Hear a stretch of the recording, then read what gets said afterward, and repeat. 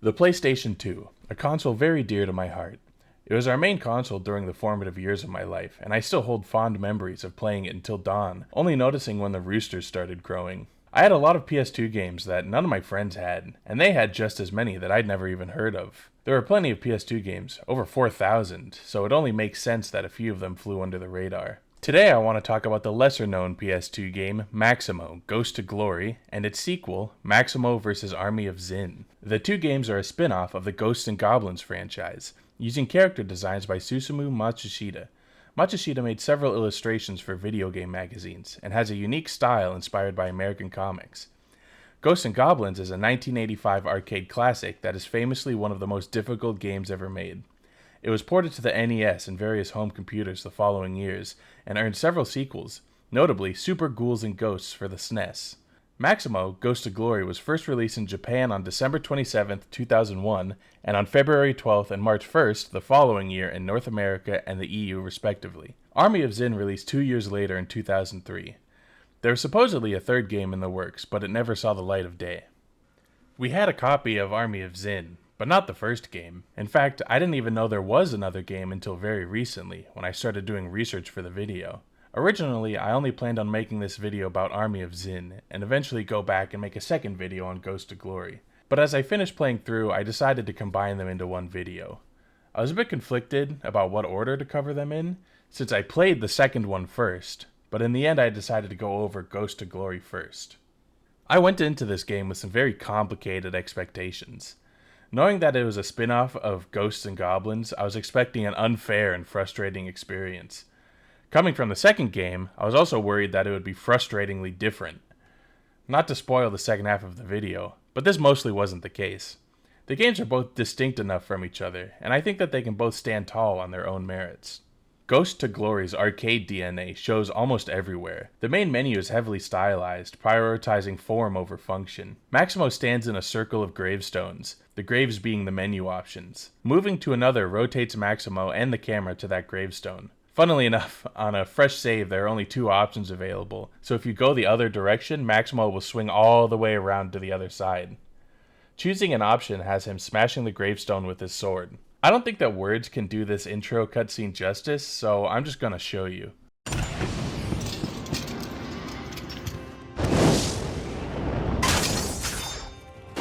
Sophia! Maximo! Achille, you told me Maximo... Silence! That's enough, Achille! You little fool! I control your kingdom now, as I control the power of the underworld.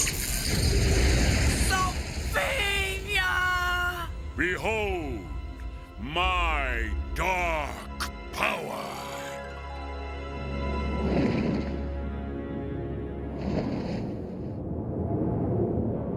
Boom.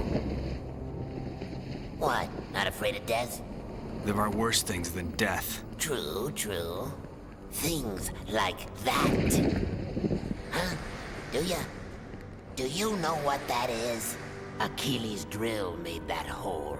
He frees my spirits. He frees my spirits, and he raises my dead for his army. What's in it for me? So, I'll return you to the mortal world. How can I trust you? How can you not trust his face, huh? Here, as proof of our contract, as long as you have this, I'll keep you alive. You must find the Sorceress's Council. They will help you.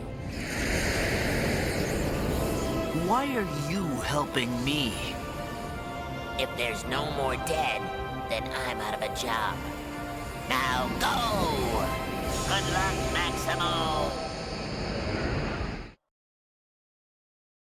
Now, I was expecting the damsel in distress trope, considering the era, the fantasy genre, and its arcade influences, but this backhand really took me off guard. It's so sudden and slapstick that I couldn't even focus on the rest of the cutscene. Silence! Basically, the hero king Maximo is returning from an adventure only to find that his advisor, Achille, has taken over the kingdom and has begun raising an army of undead. Achille kills Maximo, and Death makes a deal with him. Achille is drilling a hole to the underworld, and Death will bring Maximo back to life if he stops Achille. After this, we're dumped into the first level and the soundtrack kicks in. I love the soundtrack. It's orchestral and sets the tone of each area very well. Just have a listen.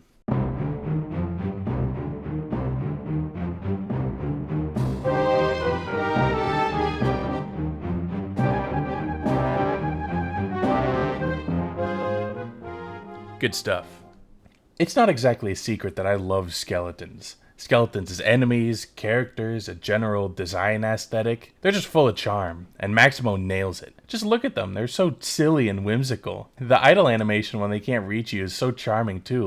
Look at him, he's really raring to go. The zombies are good too. The undead are such classic designs that are often reiterated on, and it's refreshing to see them in this classic style. Ghost to Glory is very cartoony and holds up really well. Games that take a more stylized approach like this usually age a lot better than the ones that went for a hyper-realistic look. Overall, Ghost of Glory is very pleasant to look at. One place where this game really struggles is the camera controls.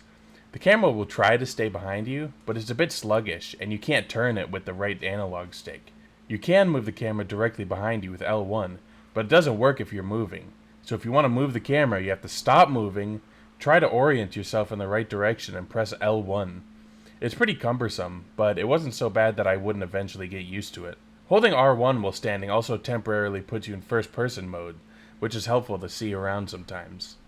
Other than the camera, the controls are serviceable. Pretty standard hack and slash stuff. Square does a single sword attack, and triangle does a heavier overhead slash.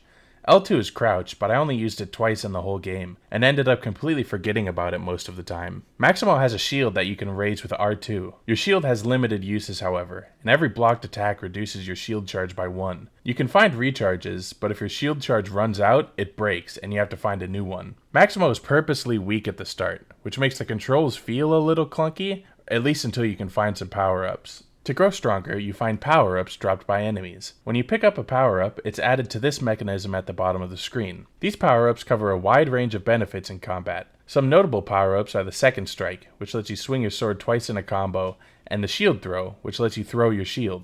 Grabbed power-ups are added to this device and lost upon death. The first 3 slots are called lock slots. Power-ups in these slots are saved and won't be lost when you die. They can be swapped around to let you choose which power-ups you want to keep safe. It's an interesting system, because if you survive long enough and get a lot of power-ups, you're nearly unstoppable, but die once and you're going to struggle for a while. The most novel system in Maximo is health and armor. Your health bar is separated into segments, each segment representing 1 level of armor. If your health drops below one of these segments, a portion of your armor breaks, lowering your maximum health. Armor pickups can be found that restore 1 level of armor. If you're at maximum armor and pick up more, your armor becomes gold and you're invincible for 20 seconds. Maximo's model dynamically changes as you lose and gain armor, eventually leaving him almost naked at 1 health segment. This game's pretty hard too, so I spent an embarrassing amount of time running around in my boxers. There are different pairs of underwear for sale in some levels, but I never had enough money to buy them when I found them. Based on what I know from the second game, I assume these have special effects when you're wearing them. Death coins are your continues, and you use one when you run out of lives, but the price of continuing goes up every other time. Breaking certain objects in the environment drops souls, which gives you a death coin if you collect enough of them. Run out of lives and death coins, then it's game over, and you have to load a save file to continue. The first level does a decent job of teaching you, while giving you enough space to learn and test out the controls before enemies and platforming are introduced. There's a vendor at the start that sells foot cheese for 500 coins. 500 is more coins than you could gather in the first level, but putting the vendor here is a good way to motivate players to start looking for coins without flat out telling them. Collecting coins is ridiculously important, for reasons that I'll get into later. To beat the level, you have to reach and destroy these obelisks. They often have a shield around them that goes away once you defeat all the enemies that spawn near it. After finishing a level, you get a mastery score based on how many enemies you defeated and how much secret treasure you found. There are buried treasure chests that are revealed when you jump on the ground near them. There's no visual indication that they're there, so you have to just jump around based on your intuition. Some chests are mimics that attack you when you try to open them. Now that we've beaten the first level, we're dumped into the hub level for this world. There are 5 worlds, and each world has 4 levels, including the intro level, that must be beaten before you can challenge that world's boss. The first world, the Boneyard, is your standard spooky graveyard.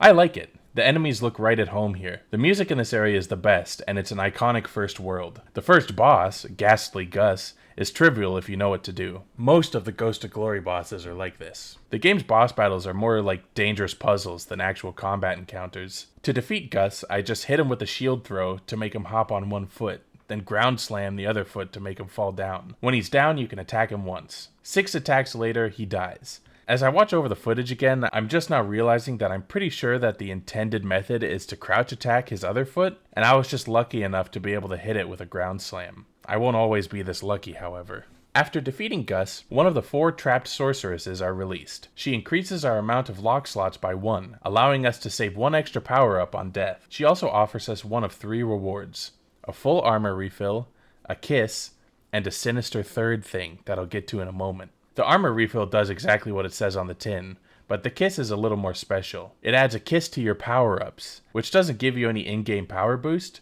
but if you beat the game with all 4 of them, you get a special reward, an art gallery showing various concept arts. Going for the kisses is essentially playing on hard mode, since if you want to keep it, you're forced to use up that new lock slot that you just got to protect it, locking you to 3 saved power-ups through the entire game. The third sorceress reward is a free save. You can only save in the hub worlds, and doing so costs you 100 coins each time. 100 coins isn't chump change either. Every time you save the game, you're losing out on buying health or extra lives or other upgrades. Luckily, I didn't have anywhere to be that day, so I was able to get away with playing through the whole game in just 2 sessions, only spending money to save a couple times. I genuinely struggle to find words to describe how diabolical it is to make you pay to save the game. The free saves from the sorceress is nice, but I was going for all of the kisses, so I never took it. Before moving on though, we get to see a cutscene of Achille giving what is by far the most stone-cold punishment I've ever seen.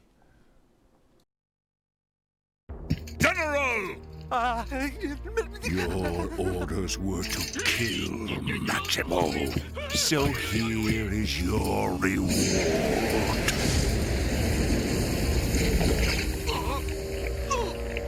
I'm alive! Guards, Yes, my lord! take the general away and torture him until he dies. Maximo, your fate will not be so pleasant. Bringing him back to life just to have him tortured to death? Simultaneously brutal and hilarious, which is a pretty accurate description of the game itself so far. After the cutscene, we're dumped into the intro level of the next world, the Great Dank. In this world, we're in a sprawling jungle. The platforming gets a little harder, with more instant death pits, but it's not too bad yet. One level in this world is a detour through a massive tar pit, with massive skeletons half submerged. Interestingly enough, falling in the tar isn't lethal. You just move a lot slower and can't jump. Fall in and you'll have to trudge your way back to a sloped exit. The boss of this world is Bokor Labas, the voodoo doctor. He's a bit of an insensitive caricature, but at least the boss fight is a little more interesting. First he'll shrink you and try to stomp on you, and once you return to normal size, he makes copies of himself and runs around the arena. Hit the last copy to do damage to him. Then he summons voodoo dolls to protect him and shoots projectiles until they're all dead. Then the cycle repeats. Hit him 4 times and he dies. The next world is the Frozen Wastes, and unsurprisingly, the difficulty really ramps up here. The platforming is precarious, and the enemies are more aggressive. Bomb throwers are introduced here, and they're a huge pain. When you kill them, they explode and damage you. If you don't have any power-ups that give you ranged options, you can't kill them without taking damage. My shield was almost always broken from this point, just from throwing it at the bomb throwers. The boss of this world, Captain Cadaver, took way too long to figure out. He's the ghost of a pirate captain with his parrot. The only part of him that's corporeal is his peg leg. I had figured out that you hit him until the peg leg gets stuck in these grates, but I couldn't figure out where to go from there. I tried hitting the parrot, I tried hitting his peg leg, all my moves, and I just couldn't do damage. I ended up looking up what to do, and everyone said to do exactly what I was doing. Get him stuck, and hit his peg leg. At this point, I was getting worried that the fight was bugged. Maybe the hitbox didn't work properly when it was being emulated. I couldn't find anyone else having the same troubles online, and as it turns out, I'm just an idiot. All I needed to do to hit the peg leg was to crouch attack it. This is the first time in the game that I absolutely needed to crouch to progress. It's odd that back in the first world, I was able to get away with a ground slam, but here I wasn't. Once I figured this out, the fight was trivial. After getting our reward, we're treated to another cutscene before jumping into the next world. We cannot defeat Achille without saving him. Looking for someone? Stephanie! Release her! And hand over the key to my own... Achilles!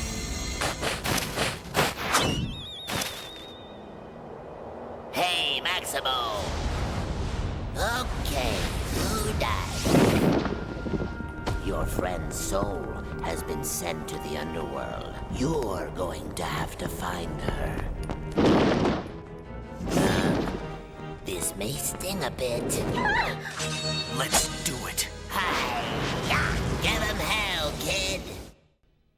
Achilles is seriously one of the most competent villains I've ever seen. First, he kills Maximo, who is his only real threat, with a single blow, and now that Maximo is freeing the sorceresses to defeat him, he kills the last one before we can free her. This would guarantee his victory if we didn't have Grimm with us. With Grimm's help, we're sent to the underworld to get her back. Seriously, the only mistake Achilles made was pissing off the Grim Reaper. Otherwise, he would have succeeded on day one.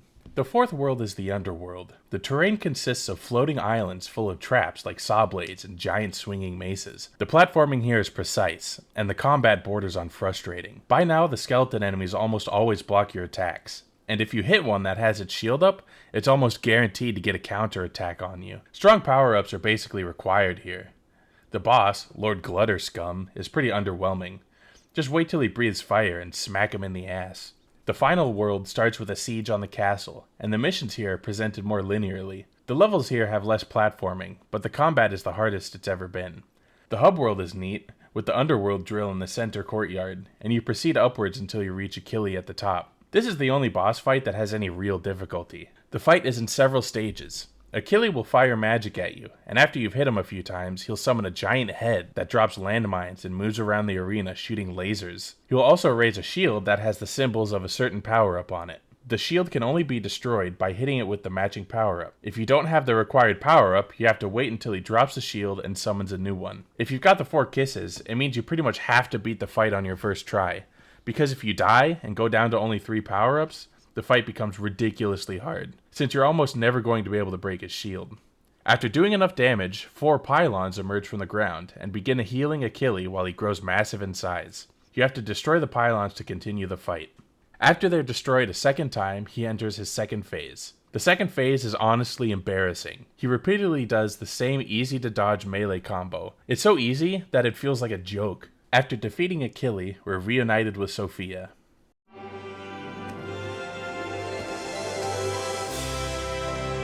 My dear Maximo. Sophia!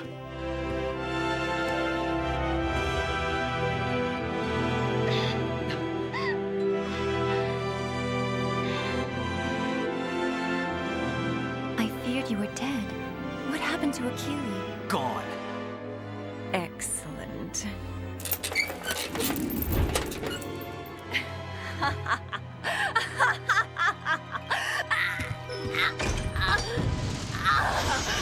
My plans are nearly complete. Finally, his power transfers to me. And now, the only thing left is to devour you.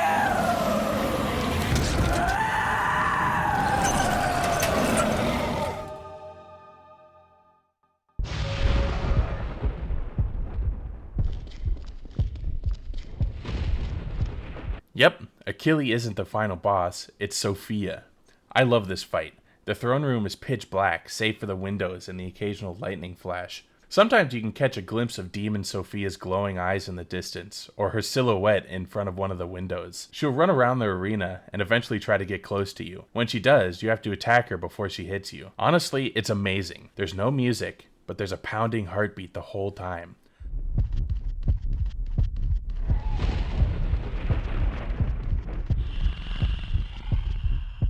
While the soundtrack is amazing, this is definitely a moment that is improved by the pointed lack of music. Overall, it's an incredibly tense and a rare boss fight done right. After defeating Sophia, we get the final cutscene of the game.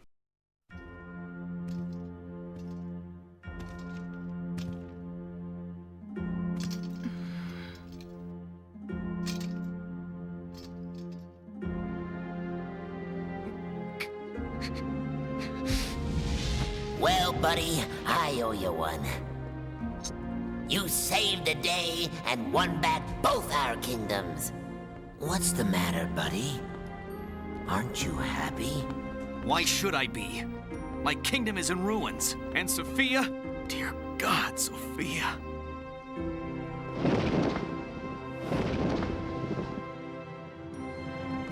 What, this dead thing? What's happened? This was just some demon who was manipulating Achille. Hey, I know when someone is dead. And Sophia's alive. My king, we will rebuild your kingdom and await your return. Grim? You will search for her with me. What's... Hey, you did say you owe me one. Right, buddy? Okay, Maximo. Go after her, Maximo. I think this is the beginning of a beautiful friendship.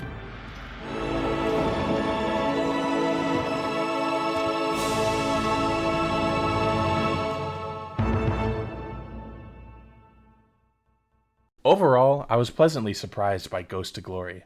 It was difficult, and it was a little frustrating at times, but its style and charm really make up for it. A lot of newer games, especially AAA titles, try to distance themselves from their video game identity. They might go for a compelling narrative using the game format as a medium for storytelling, or maybe they're just a sandbox, a digital third place just for you to exist in. But it's refreshing to play a game that's so unapologetically a video game. Sometimes you just want to run around collecting coins and lives, swinging your sword at silly skeletons. And Maximo Ghost of Glory does this really well. I think I would have enjoyed it more if I hadn't gone for the kisses, and honestly I might play through again that way.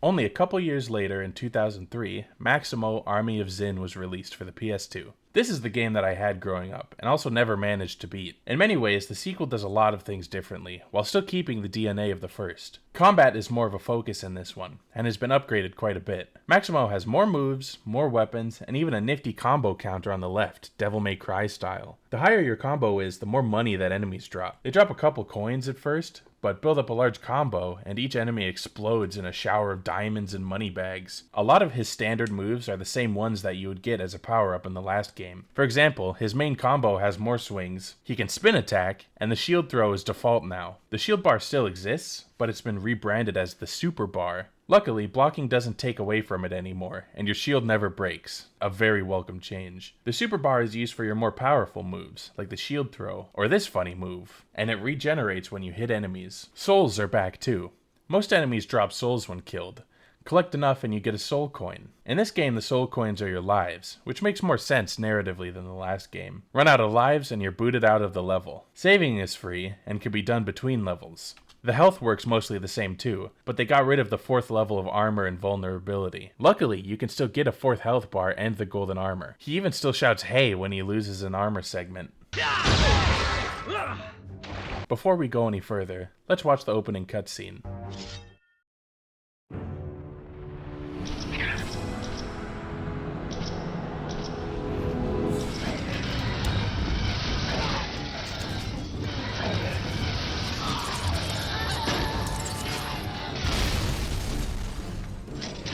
Unholy demons! While I live, Castle Hawkmoor will never fall! To victory!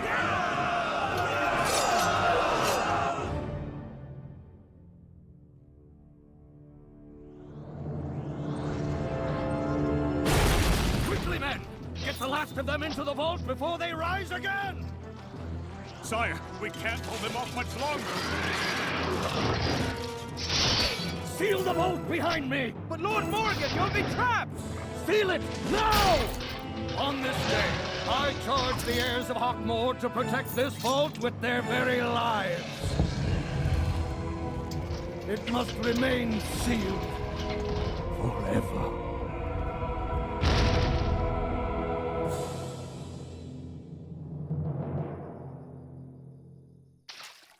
Your money or your life! Why don't you say something? Yeah? Who do you think you are? My name is Maximo. Maximo? The man who walks with death? What's that? Help me! Monsters are attacking my village. Please help us. What the?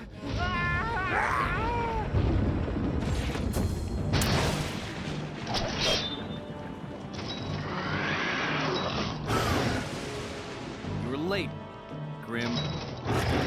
I always show up in the end.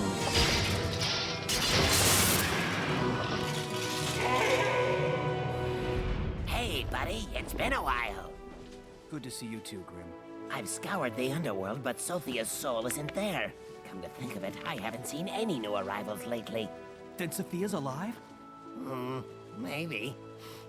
I smell a soul. The stone powering this thing is a stolen spirit, captured and compressed. Who would dare do such a thing? You're free now.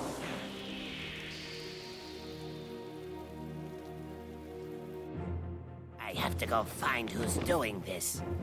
Right, and I'll go track that girl back to her village. You must rescue those souls.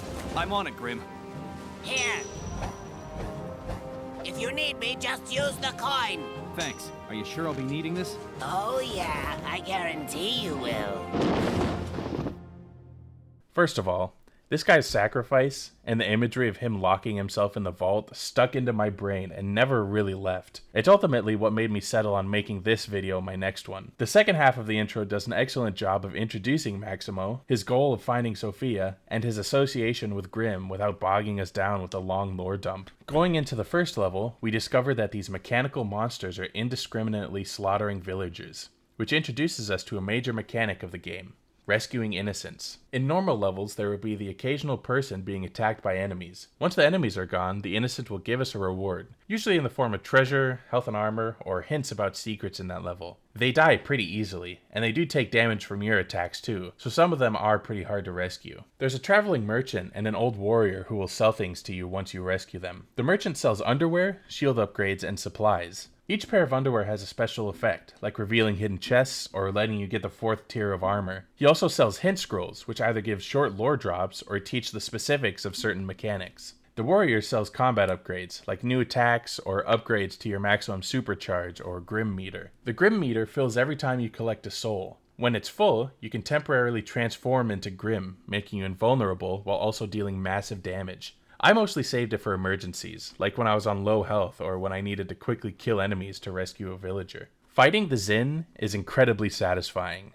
There's a crunchiness to combat that's aided by the sound design. They make these odd hissing sounds, and when you hit them, the sound carries a strong impact. They fall like meteors in metal pods, and you hear them coming before you see them.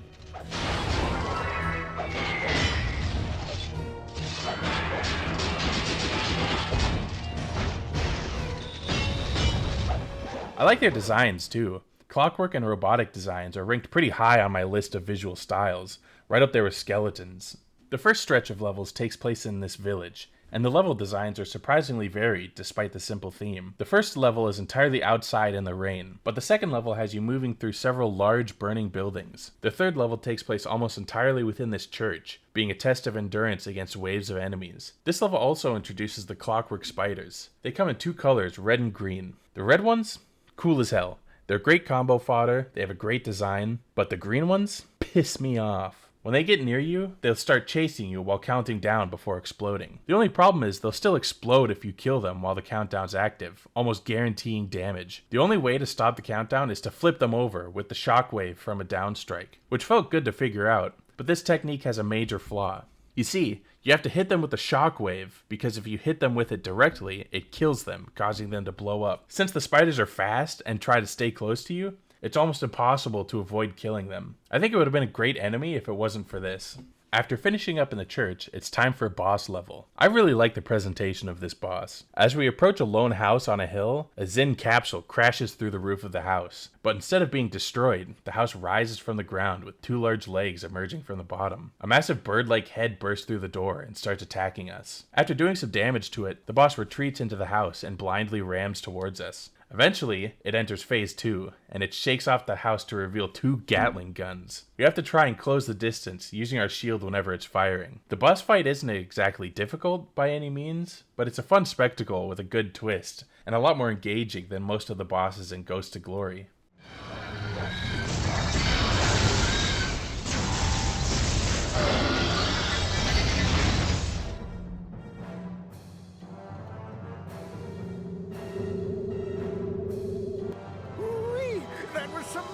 Fine fighting, young fella.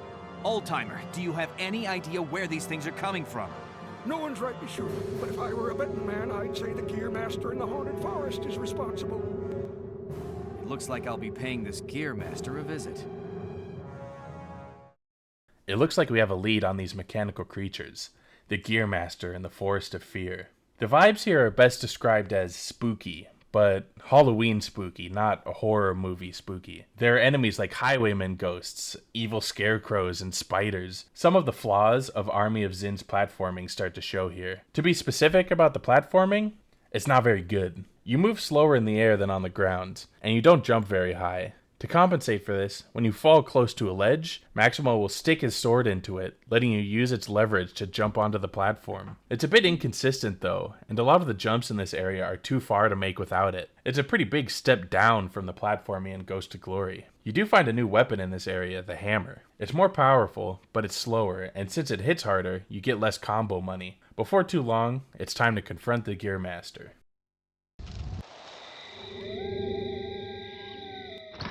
Oh, hello, can I help? Die, foul creature!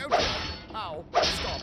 Oh, no, not the face, no, not the face! Hey, you big jerk! What do you think you're doing? I'm destroying the evil Gear Master.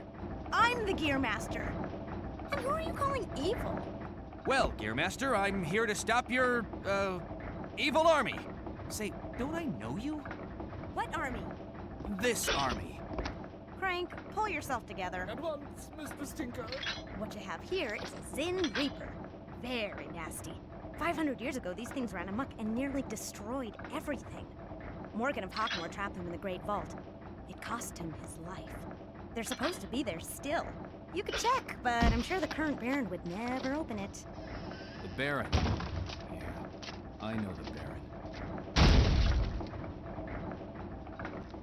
Dear Master Tinker, you have a contract to finish for me. Lord Bane, but I haven't finished my research. You have had more than enough time. Hey, watch the manhandling. You heard the girl. Hands off. Wait a minute. You know this guy? I have found your interference with my Zin very displeasing, little man. For that you will suffer. Come, Gear Master. My transport awaits. Cyclops, destroy Maximo.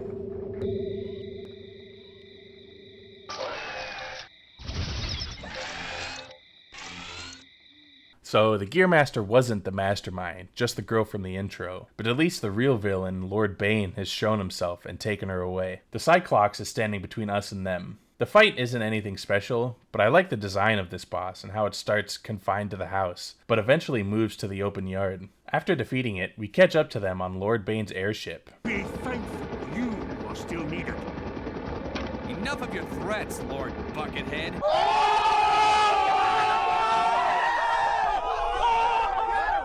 Maximo, you're alive! You again? I have no time for this foolish game. Come, Mike. Let me go! Oh, Maximo! Are you familiar with the term fight or flight?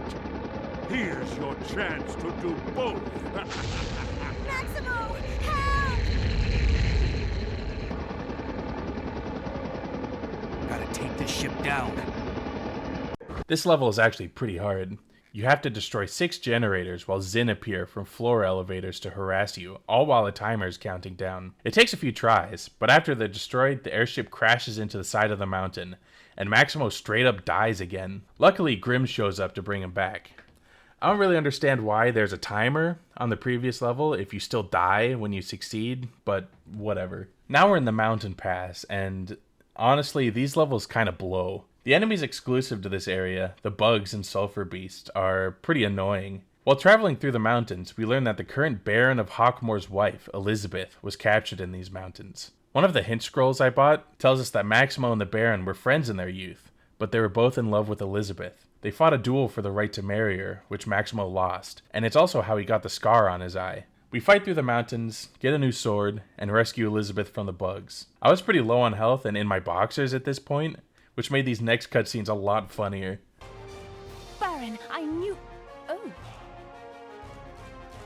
Maximo, you're not my husband.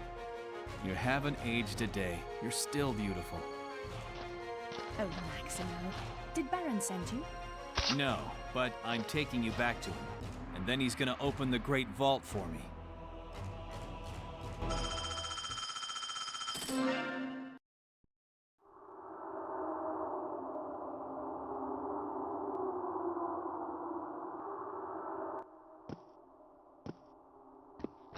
Darling! Thank God. One of the patrols I sent out found you. It was not the guards that saved me. It was Maximo. Hello, Baron. It's been a while. Yes, you must have improved your skills since we last crossed swords. Tell me, have you any new scars? Not since the one you gave me. Baron, Maximo needs you to open the Great Vault. Open the Great Vault? Are you mad? I've been charged by my ancestors to never open the vault. Then step aside and I'll do it. Try it and you'll end up with more than a scar. I'll take my chances. The Baron is standing between us and the vault, so we have to fight. This was the hardest fight in the whole game by far. He's slippery, blocks most of your attacks, and summons ancestor spirits that make unblockable attacks. If you get him into a corner, you can semi-reliably stunlock him, but even that gets harder to do as he starts using certain moves more when his health is low. Eventually, I have to go back to the first level to top up on armor, and barely manage to win. After the fight, Elizabeth convinces him to let us open the vault, and we're treated with another pre-rendered cutscene like in the intro.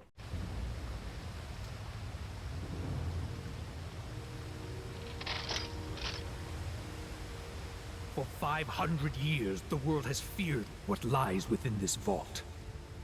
The time for fear is over.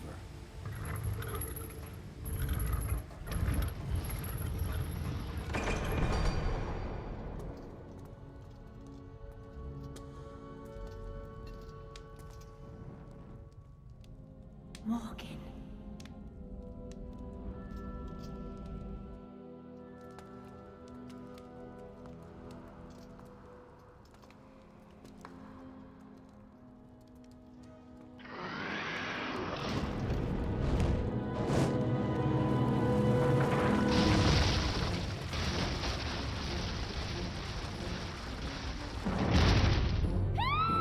Elizabeth? Elizabeth! Bane! Get your hands off of her! Come, my Zin. Take your revenge. Tear them to pieces and take their souls. Show no mercy. We're trapped in the vault now, and being swarmed by Zin. Luckily, the Baron is helping us. After a few waves of enemies, we're sent to look for an exit while he holds them off. The exit is hidden at the top of the chamber we're in, and I like that he's actually down there fighting enemies the whole time. When we escape, we learn that the entire sea was drained, which leads into the next series of levels. They take place in the drained area, on sandbanks and previously underwater caves. The boss of this area is pretty underwhelming, and probably the weakest in the game. It's a giant sea serpent. Jesus Christ. It's a giant sea serpent that you fight on floating platforms. It's interesting how it can destroy them, but the fight is a little bit too janky for my liking.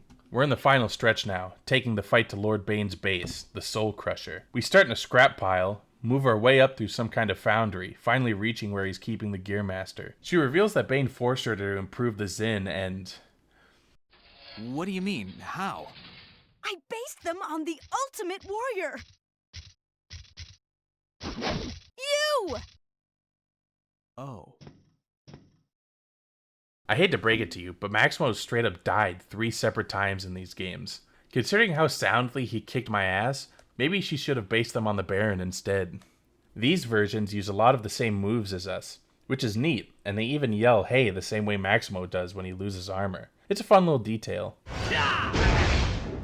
Eventually we split up, her going deeper into the machine and us scaling the outside. This is the last level before the final boss, and it takes way too long. There are plenty of enemies, and most of the time you have to defeat dozens of them before you can move on, only to be immediately met with more. It's a supreme test of endurance with almost 200 enemies in the level. Eventually we do enough damage to the platform to destroy it, and to escape we climb into a pod with the Gearmaster and launch into the final boss battle. The final battle with Lord Bane is in a sandy area, while some JPEGs of enemies watch from the sidelines, occasionally joining in the fight. His first phase is pretty difficult. You have to knock him down and hit him with a heavier attack to expose his core and do damage. His attacks aren't hard to dodge, but if you aren't careful you can get dogpiled by enemies. A well-timed Grim transformation does huge damage, and he absorbs the energy from a handful of Zin to enter his second phase. He has some new attacks that hit pretty hard, but this phase is actually easier, since enemies stop joining in from the sidelines. If you know the trick, he's embarrassingly easy to stunlock and defeat.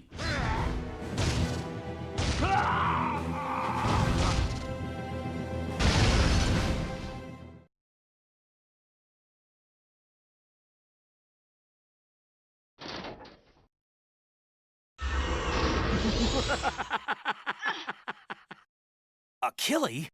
Curse you, Maximo. Once again, you've ruined my plans with your heroic meddling. It's a shame your little friend will pay for your treason with her life. No! I thought we whacked this guy already. Yeah, it's getting hard to keep score. What do you say we take him out? Let's do it!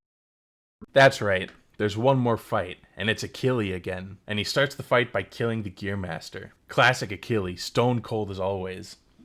This fight has a bit of a gimmick to it. When he's in his shadow form, he can't take damage, but when you hit him, a handful of souls are released, charging your Grim meter. Attacking Achilles' Grim will change it back to his human form, letting you do damage for a while. I think it's really funny that he looks exactly the same as he did in Ghost to Glory, despite the slight art change between the two games. It makes me wonder if this fight was a last-minute addition and they just used his model from the first game. Eventually Achilles goes down and we finally get the ending. A fitting end for his kind. Grim, you gotta bring her back. Her soul is in really bad shape. Please, Grim, there must be something you can do. This may sting a bit. A piece of your soul may make hers whole.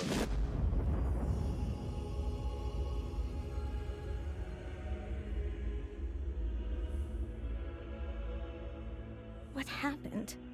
You're gonna be okay. Everything's all right now. Hey, buddy. You still have to find Sophia. And you will need the help of your friends.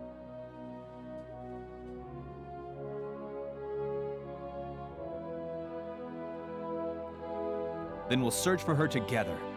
Okay, I've been thinking about where Sophia might be. We know she's not in the underworld, so what if we go to hell? No, I ain't going to heaven, that's for sure. So they're setting up for a sequel pretty hard here. They even end the credits with a cliche "the end?" ? But a sequel never came. It's a shame too, because I think the series really deserved an ending.